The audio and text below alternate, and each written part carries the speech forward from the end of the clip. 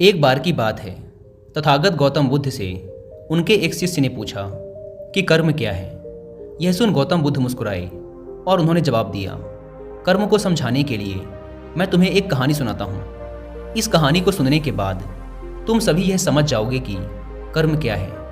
गौतम बुद्ध ने कहानी सुनानी शुरू की कि एक राज्य में एक राजा राज करता था। एक बार वह अपने मंत्री के साथ देश का भ्रमण करने निकला। भ्रमण करते करते राजा और मंत्री एक बाजार में पहुंच गए। उस बाजार में राजा का ध्यान एक दुकानदार के ऊपर गया। उस दुकानदार को देखते ही राजा के मन में ना जाने क्यों यह विचार आया कि मैं इस दुकानदार को कल फांसी की सज़ा दे दूं। यह बात राजा ने अपने मंत्री को बताई।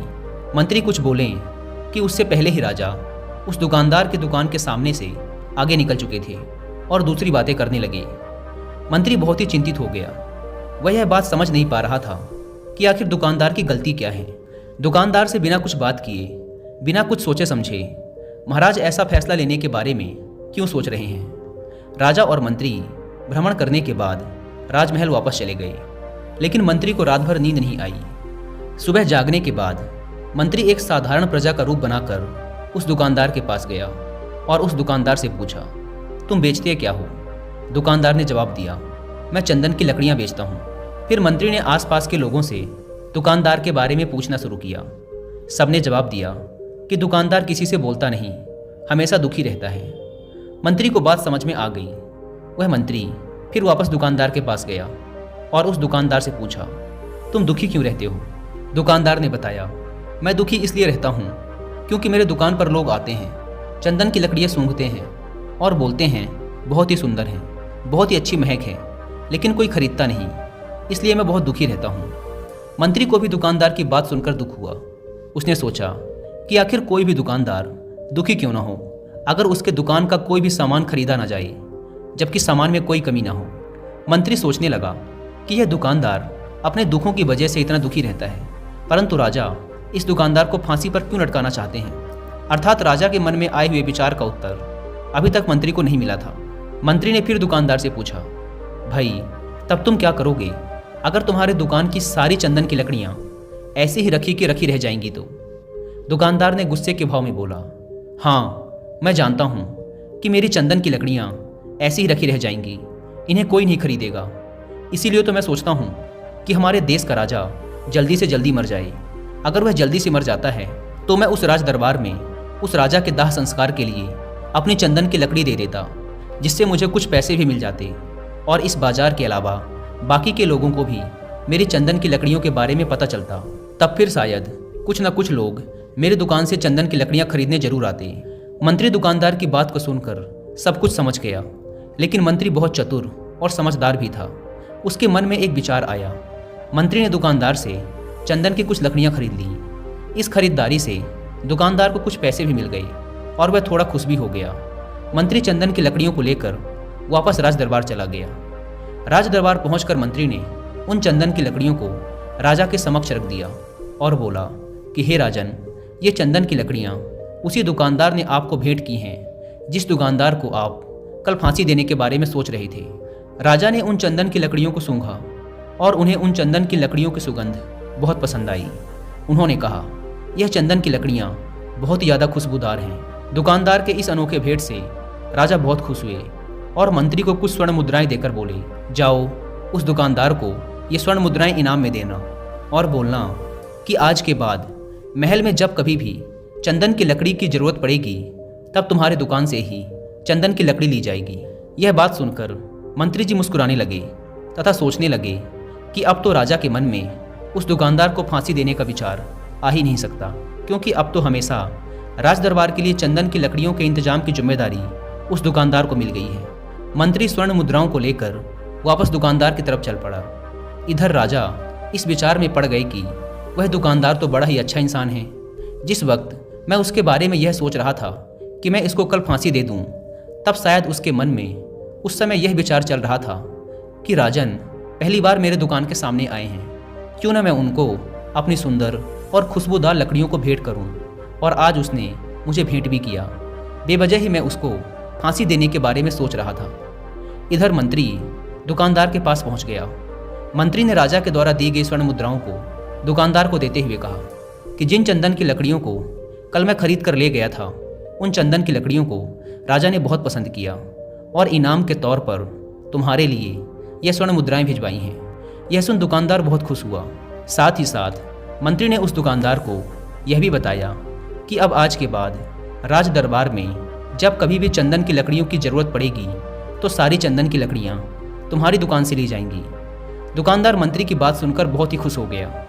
मंत्री ने दुकानदार से पूछा, क्यों भाई, तुम तो राजा के बारे में इतना बुरा भला सोचते थे, लेकिन देखो राजा तुम्हारी कितनी चिंता करते हैं, राजा कितने अच्छे हैं, राजा अपनी प्रजा के बारे में कभी भी गलत नहीं सोचते। दुकानदार मंत्री की बात से सहमत हो गया और बहुत दुखी होकर राजा के प्रति अपने बुरे विचार पर पश्चाताप करने लगा। दुकानदार मंत्री से बोला, मैं कितना गलत सोचता था राजा के बारे में, राजा तो बड़े ही अच्छे हैं, बड़े ही भले राजा हैं, भगवान करे कि राजा की बहुत ही लंबी आयु हो। यह बात सुनकर मंत्री भी बहुत खुश हुआ। फिर मंत्री वहाँ से वापस राज दरबार को चला गया और यहीं पर तथागत गौतम बुद्ध ने इस कहानी को समाप्त करते हुए अपने शिष्यों से पूछा कि अब आप ही लोग बताओ कि कर्म क्या है। किसी शिष्य ने कहा, कर्म बोले हुए शब्द हैं। किसी शिष्य ने कहा, कर्म वाणी है। तो किसी ने कहा, कर्म सोच है।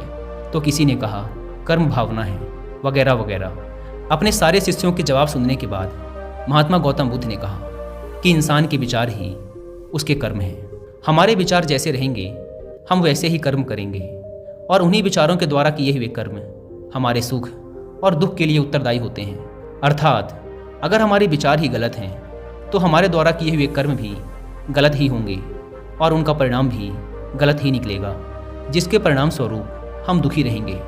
अगर हमारे विचार सही रहेंगे तो हम सही कर्म करेंगे, सही कर्म करेंगे तो फिर सही फल मिलेगा, जिससे हमारे जीवन में सुख आता है। तो अब हम कर्म को थोड़ा आसान भाषा में समझने की कोशिश करते हैं। कर्म का अर्थ है कार्य। इस दुनिया में, इस ब्रह्मांड में जो कुछ भी काम हो रहा है वो सब एक कर्म है। असल में देखा जाए तो कर्म क्रिया और प्रतिक्रिया के साधारण से सिद्धांत को फॉलो करता है। हम जो भी कार्य करते हैं वो एक कर्म है और फिर क्रिया और प्रतिक्रिया के सिद्धांत के अनुसार हर कर्म का एक परिणाम भी होता है। जैसे कांच के गिलास को फेंकना एक कर्म है और उसका टूट जाना उसका परिणाम, अत्यधिक बारिश होना एक कर्म है और बाढ़ आना उसका परिणाम। असल में परिणाम हमारे हित में होगा या अहित में, ये पूरी तरीके से हमारे द्वारा किए गए कार्य पर निर्भर करता है। ज़्यादातर लोग ये सोचते हैं कि ऊपर आसमान में कोई बैठा है जो निर्णय लेता है कि किसके जीवन में सुख देना है और किसके जीवन में दुख, जबकि असल में हमारे कर्म और फिर उनके द्वारा मिलने वाले परिणाम ही हमारे सुख और दुख को निर्धारित करते हैं। इसीलिए हमारी भारतीय परंपरा में ये कहा जाता है कि आप अपने भाग्य के निर्माता स्वयं हैं। असल में कर्म का परिणाम ही भाग्य है और हमें कैसे कर्म करने हैं ये पूरी तरीके से हमारे हाथ में होता है। तो जब कोई अच्छा कर्म करता चला जाता है तो उसका भाग्य भी अच्छा होता चला जाता है। जैसे अगर दो बच्चे हैं और उसमें से एक बच्चा बचपन से ही नई चीज़ों को सीखने और जानने का प्रयास करता रहता है, वो हमेशा ही जो भी करता है उसमें अपना सर्वश्रेष्ठ देने की कोशिश करता है, और जो दूसरा बच्चा है वो ना तो किसी नई चीज़ के बारे में सीखने और जानने का प्रयास करता है और ना ही किसी काम को पूरे मन से करता है। तो समय बीतने के साथ वो पहला वाला बच्चा अपने जीवन में काफ़ी सफल इंसान बन जाता है, जबकि दूसरा बच्चा सालों बाद भी अपने जीवन में संघर्ष कर रहा होता है। अब यहाँ पहले बच्चे को देखकर दूसरा बच्चा बड़े ही आसानी से कह देगा कि उसकी तो किस्मत अच्छी थी, लेकिन नहीं, असल में उसके कर्म अच्छे थे, जिसके परिणाम स्वरूप उसकी किस्मत भी अच्छी होती चली गई। तो अगर हम चाहें तो अपने कर्मों को बदलकर अपना भाग्य बदल सकते हैं। सीधी सी बात है, जैसे ही आप अपने कर्म बदलोगे आपका भाग्य बदलना शुरू हो जाएगा, और ये दोनों ही परिस्थिति में सही है, अच्छे के लिए भी और बुरे के लिए भी। लेकिन असल में कोई इंसान कैसे कर्म करता है ये मुख्य रूप से उसके माता पिता, परिवार, समाज और आसपास के माहौल पर भी निर्भर करता है। ज़्यादातर केसेस में एक एक्टर का बेटा एक्टर बनने की ही कोशिश करता है, इंजीनियर का बेटा इंजीनियर और डॉक्टर का बेटा डॉक्टर। इसका कारण ये है कि हमारा शरीर और मन अपने आसपास से ही सूचनाएं इकट्ठा करते हैं और हम हमारे अंदर मौजूद सूचनाओं और ज्ञान के आधार पर ही कोई कार्य करते हैं और फिर हमें उसी के अनुसार परिणाम भी मिलते हैं। असल में हम अपने रोज़ के कामों का 99% अनकॉन्शियस तरीके से करते रहते हैं, क्योंकि हमारा शरीर और मन प्राप्त सूचनाओं को याद रखता है और फिर उन्हें दोहराता रहता है। जैसे जब हम कार चलाना सीख रहे थे तब हम एकदम पूरी कॉन्शियसनेस के साथ हर चीज़ पर ध्यान रख रहे थे कि स्टीयरिंग कहाँ है, ब्रेक कहाँ है। लेकिन कुछ समय बाद हम बात करते हुए या कुछ भी सोचते हुए बड़ी आसानी से कार चला पाते हैं, क्योंकि अब हमारे अंदर कार चलाने की प्रोग्रामिंग हो चुकी है और हम लगभग अपने सारे काम अब इसी तरीके से करते हैं, बिना किसी जागरूकता के।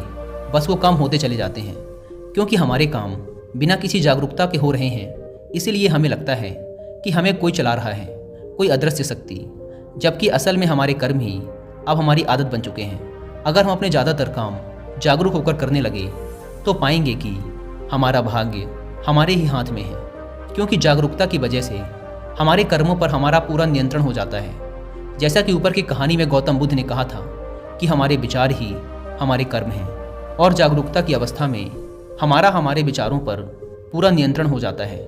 विचारों के नियंत्रण से हम कर्म में नियंत्रण हासिल कर लेते हैं, और फिर जब हमारे कर्म हमारे हिसाब से होंगे तो उनका परिणाम भी उसी के अनुरूप ही होगा। इसीलिए गौतम बुद्ध ने चित्त के नियंत्रण पर जोर दिया है कि जब किसी इंसान का चित्त ही शुद्ध हो जाएगा तो उसके मन में बुरे विचार ही कैसे आएंगे और फिर वो बुरे कर्म ही कैसे करेगा। इसीलिए गौतम बुद्ध का पूरा ज्ञान चित्त की शुद्धता पर जोर देता है।